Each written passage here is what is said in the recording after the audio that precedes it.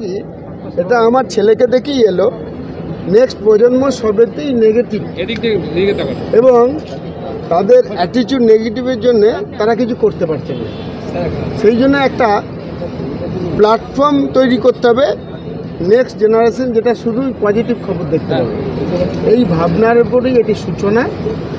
আমরা এখন যেটা করতে পেরেছি, একটি ফেসবুক গ্রুপ করেছি যেখানে প্রায় 18,000-এর মতো আজ দেখলাম যে সদস্য হয়েছে এবং প্রতিদিন 5 থেকে 600 জন যুক্ত হচ্ছেন ওই গ্রুপে এবং বিভিন্ন প্রান্ত থেকে, পৃথিবীর বিভিন্ন প্রান্ত থেকে বিভিন্ন ছোট বড় চ্যানেল সেখানে খবর পোস্ট করছে। আগামী দিনে আর কি কর্মসূচি আছে আপনার?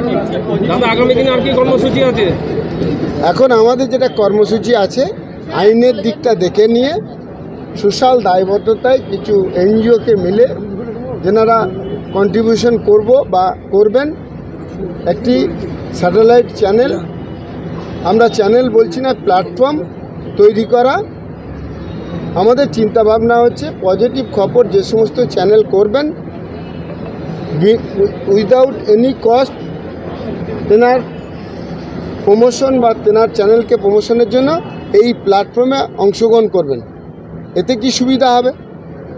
24 ঘন্টায় পজিটিভ পৃথিবীর কত জিনিস নেক্সট প্রজন্ম দেখতে পাবে, তার মধ্যে একটা পজিটিভিটি ভাইব তৈরি হবে। শুধু কি রাজ্য সরকারের পজিটিভগুলি হবে না প্রত্যেকটা পজিটিভ? এটা কোনো সরকারের বা কোনো রাজনৈতিক দলের কোনো খবর হচ্ছে না। আমরা মানুষ, পৃথিবীটা কত সুন্দর পজিটিভভাবে তৈরি হয়েছে, এইটা ছোট ছেলেদের দেখানোর জন্য এই চ্যানেলটি তৈরি হবে। চ্যানেল তৈরি করছেন, চ্যানেল না, প্ল্যাটফর্ম তৈরি করছে, সেখানে কি শুধু পজিটিভ হবে না অন্য কিছু হবে? পজিটিভ ছাড়া কিচ্ছু হবে না, শুধু পজিটিভ। সেখানে সব ধরনের খবর থাকবে, সব ধরনের পৃথিবীর যেগুলো পজিটিভ খবর সব থাকবে। আজকে কারা কারা উপস্থিত আছেন? আজকে আপাতত আমাদের সাথে আমাদের টিম মেম্বাররা আছেন, সর্বোপরি আপনারা আছেন, মানুষ আছেন। কবে থেকে পথ চলা শুরু হবে আপনার? পথ চলা তো শুরু হয়ে গেছে 15ই আগস্ট। বৃহত্তরভাবে বলতে জেলাভিত্তিক, যে জেলা প্রশাসন এটাকে অ্যাকসেপ্ট করবে, যে জেলায় সাংবাদিক বন্ধুরা যুক্ত হবে, সেই জেলাতেই আমরা অ্যাওয়ারনেস করব। আমাদের টার্গেট 26শে জানুয়ারি প্রজাতন্ত্র দিবসে এই প্ল্যাটফর্মটি স্যাটেলাইটে নিয়ে যাওয়ার।